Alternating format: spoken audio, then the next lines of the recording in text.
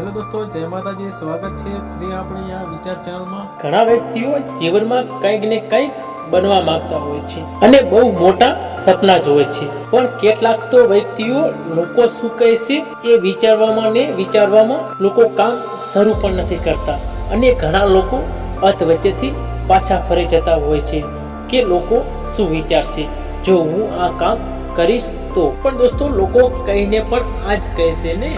પ્રથમ દિવસે હસશે, બીજા દિવસે તમારી મજાક ઉડાવશે અને ત્રીજા દિવસે બધું ભૂલી જશે. લોકોની પરવા કરશો નહીં.